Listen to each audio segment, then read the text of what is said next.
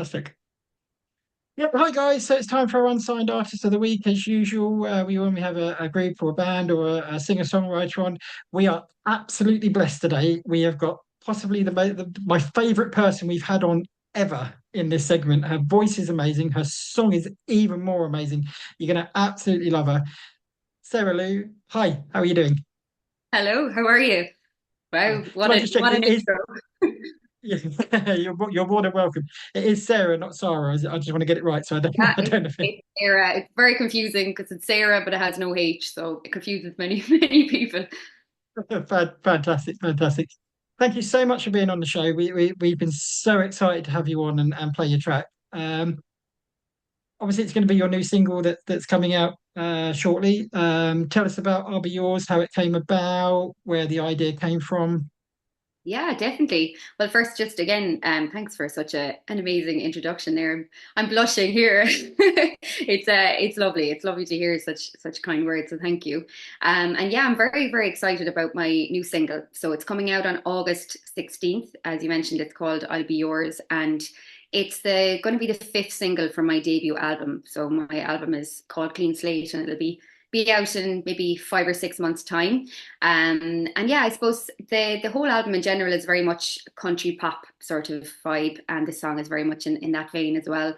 It's a real very much a love song, so it sort of tells the tale of people being in love and sort of knowing that they have found their person.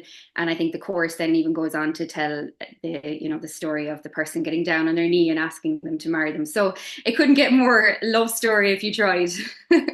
No, absolutely. I think that the one line that I got from it was where every day you find another way to make me smile. Yeah, that's Really sort nice. of resonated. Do you know what I mean?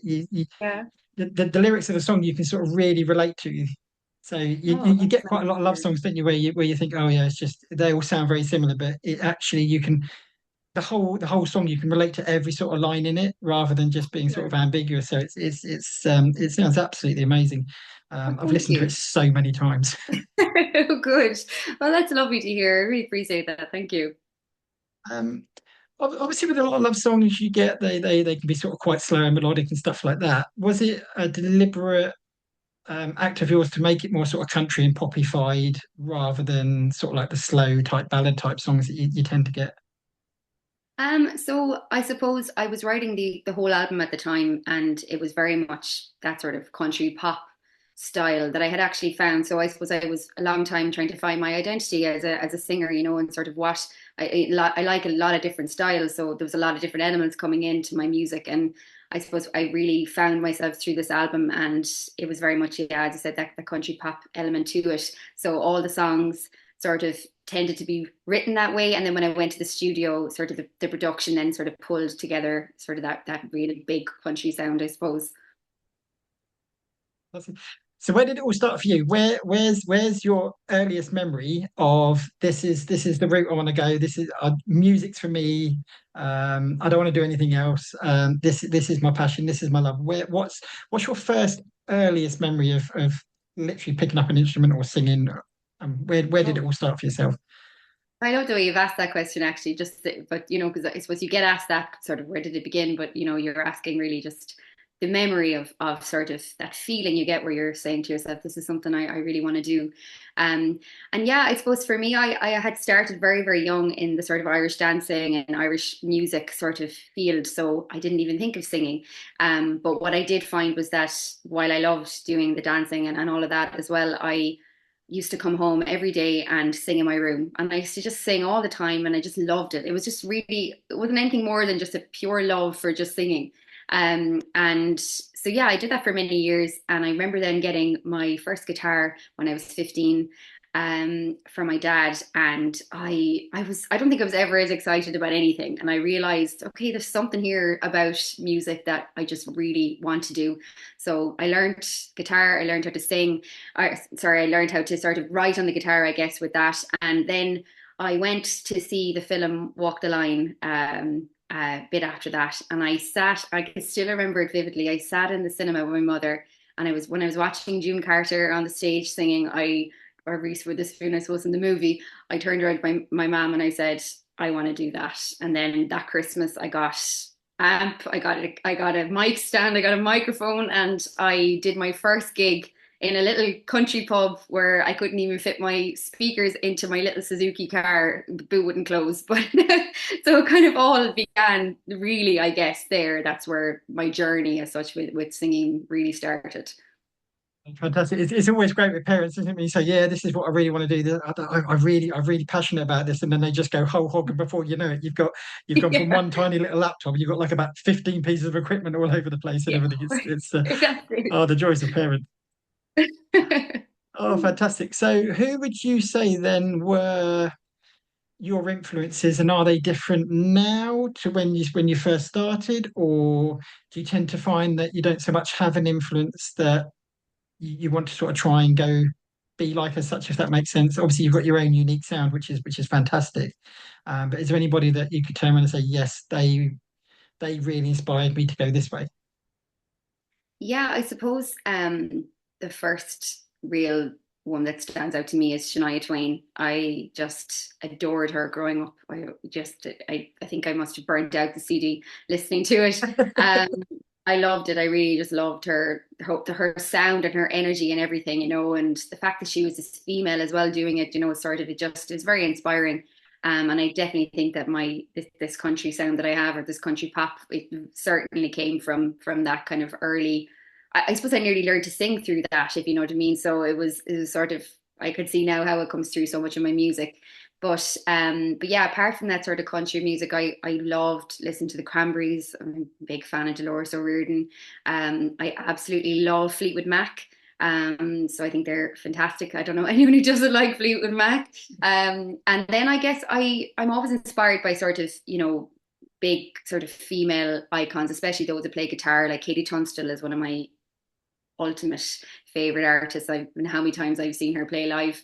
But yeah, sort of those would be some of my biggest influences, and they haven't really changed, to be honest. I still like the same type of music, and I tend to go back and re-listen to all the old stuff. It's very nostalgic as well to do that. Did you find then with some people like that, when you go back and listen to the old stuff, it's actually better than some of the new stuff that they brought out?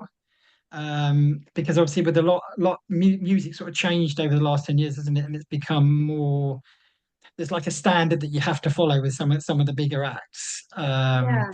Whereas if you go back and you can listen to the earlier stuff, it's more raw, it's more individual, more passionate, that kind of Yeah, thing. I do agree with you there, and I definitely I would listen to the older stuff more than the newer stuff, and I don't know, is there an element of the nostalgia in that as well, where it just reminds you of a Yeah. time, or all of that too. So there's certainly that going on, but yeah, I suppose yeah, I would agree. I think I would probably prefer the older stuff, but there is certain songs that have been released by some of the artists I really like, that I really like now too. And suppose in particular, I'm thinking of Katie Tunstall. I mean, she completely started in one place, and then her whole sort of style sort of developed through her many albums, and it was really interesting to watch that journey, I think, as well. And I think it's good. It's inspiring also to see that you can change and you can grow. You change and grow. So why wouldn't your music sort of change as well? So I think there's probably two sides to it. Yeah, no, absolutely, absolutely fantastic.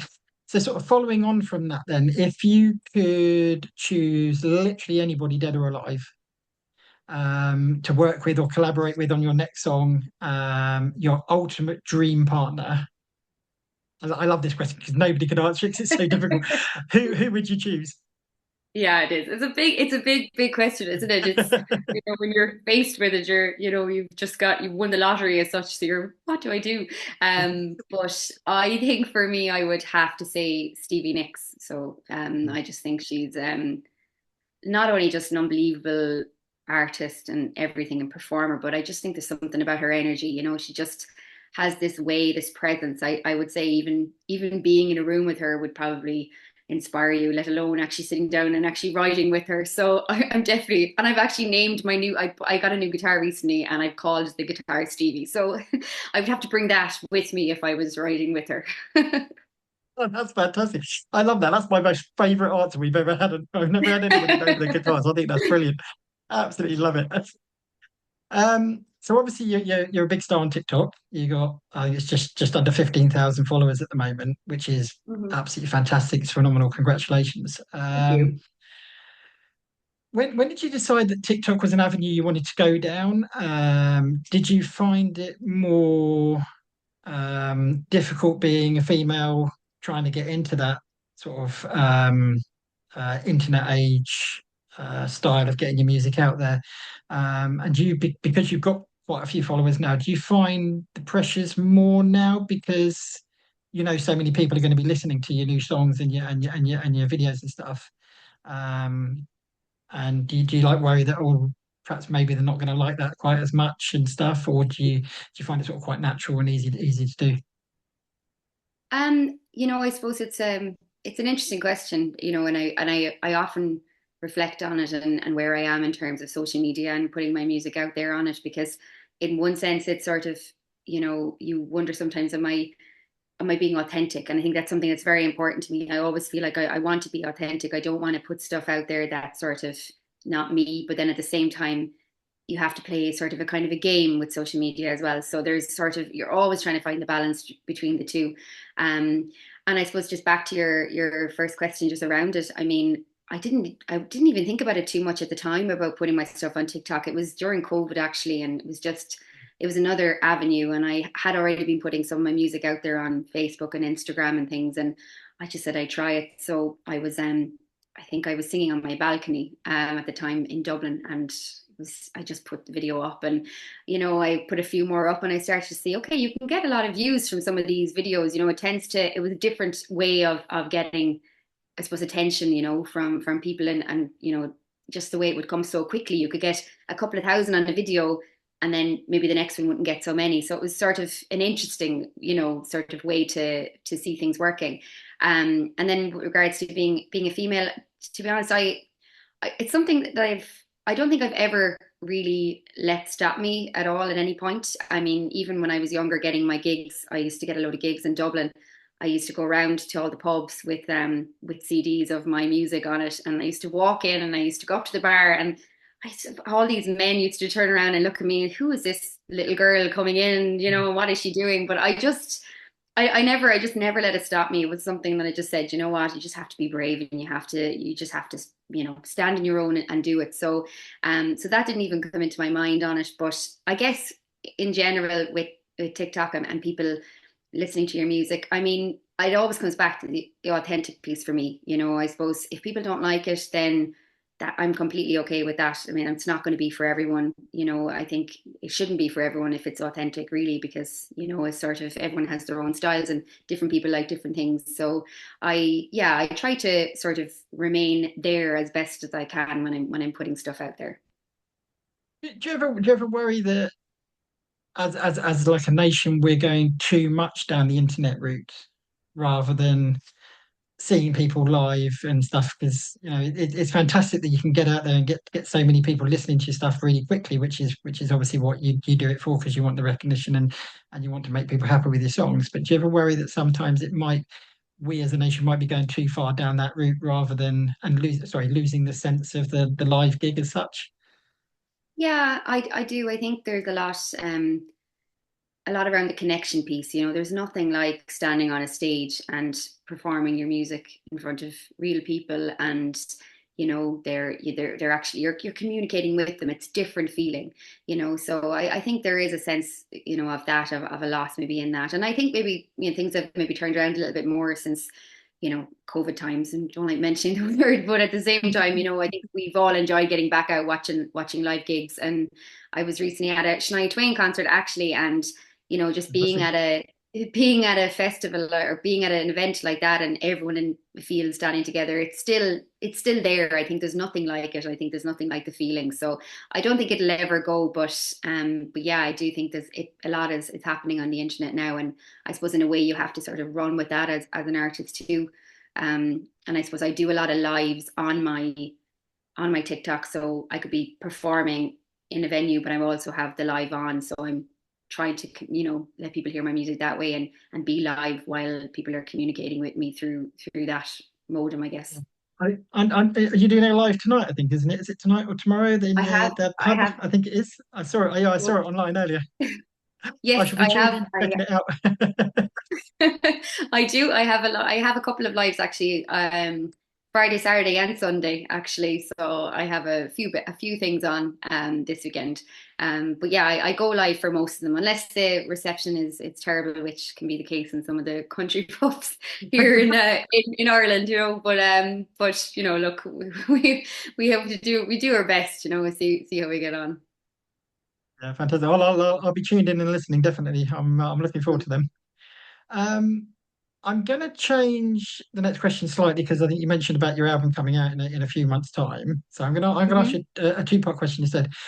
Firstly, when your album comes out, can people pre-order it? Sorry, or is there a website they can go to now to like find out more information about it?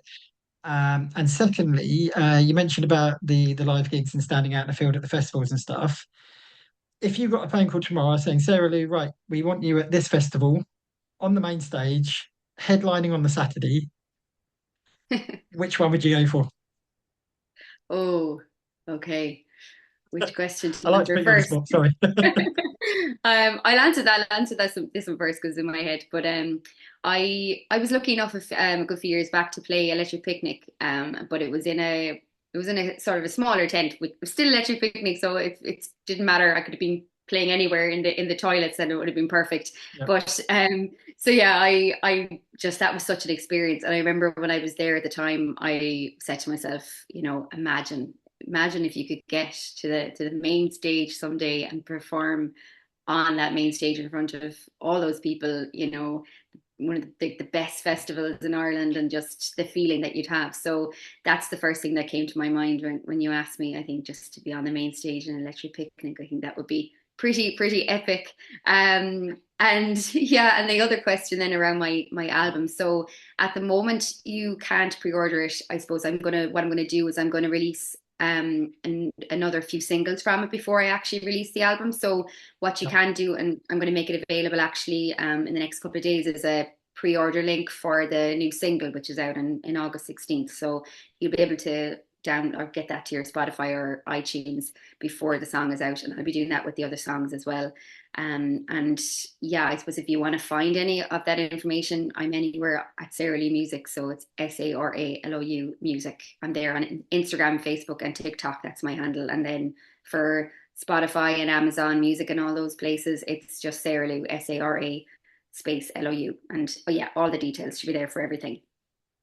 Fantastic. I actually played your song to a fellow colleague of mine who's another presenter on the station, and they actually turned around and said to me, "I heard that voice at Glastonbury this year."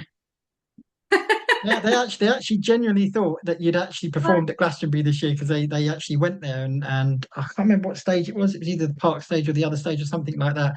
And they said, "I swear I walked past the field and heard her voice singing out." No way. And I was, yeah, no, generally 100%. And I was like, I'm Wow. not sure. I'll ask her, but I don't think so. But I'll ask her. But yeah, I think you got the perfect sound for somewhere like that, definitely. Oh wow. Jeez. I can actually genuinely see you like on the pyramid on a Sunday night. You know, what I mean, 100,000 people there, no problem. Oh wow. Well, I mean, you know, you don't get a better compliment than that. So thank you so much. No. You're most welcome. You're most welcome. Um, so obviously, we get people listening to the show. Some people aren't always technically savvy and stuff like that. So where can they go and find more about yourself? Listen to some of your older stuff. Listen to your new stuff that comes out. Where's the best place to find Sarah Lou? Yeah, I suppose at the moment it is all online, you know, it's Spotify really and you know, Apple, iTunes, Amazon, like wherever you sort of download your music from. But I will be getting CDs made of the album when it comes out. So I'll have those as well. So and there'll be a website as well. Currently have a website, but it sort of needs a bit of a revamp, but it's saralumusic.com. It's more linked to sort of a lot of the wedding. I would have done a lot of wedding singing back in the day, and there's a lot sort of linked to that on the website. But it's going to be rebuilt with all my own music on it. So if there is anyone who wanted to order the CD when the album is out, they'll be able to do it from there. And yeah, I'll be posting sort of events or anything like that on Facebook and all the places. So I suppose, yeah, in a way, everything is really online, isn't it? You know, it's sort of the only place for you to get information these days, I suppose. Yeah, absolutely. Oh, fantastic. Well, as I say, guys, she's absolutely fantastic. Her voice is phenomenal. Her songs are even better. Go and check her out. She's absolutely brilliant. And if you don't, I want a letter from your parents saying why you haven't. Do you know what I mean? Because she is brilliant. Go and check her out. Seriously, she is absolutely wonderful. Um, when your album comes out, give us a shout. You're more than welcome back on the show anytime you want to. We're more than pleased to have you on. It's been absolutely fantastic talking to you. We love playing the song all week. It's just the most incredible song. And when I set out to do this segment, I had sort of like a sound in mind of what I would like to hear as a listener and what the listeners would like to hear. And your song I'll Be Yours is pretty much that's it. Do you know what I mean? Yeah. That's the perfect song that we've wanted on the show for ages. So thank you so much for letting us play it and everything. And it's been an absolute pleasure talking to you. I wish you all the best, and we'll speak to you soon. Yeah, thank you so much. Honestly, it really means the world to me. I really do appreciate it, and it's yeah, you've been so lovely. So thank you. It's been a pleasure. Oh, you're most welcome. You're a friend of the show now. Anytime, you're more than welcome back on. Take care. I Thank wish you. you all the best, and we'll see you soon. Thank you. Take care. Thanks. Bye now.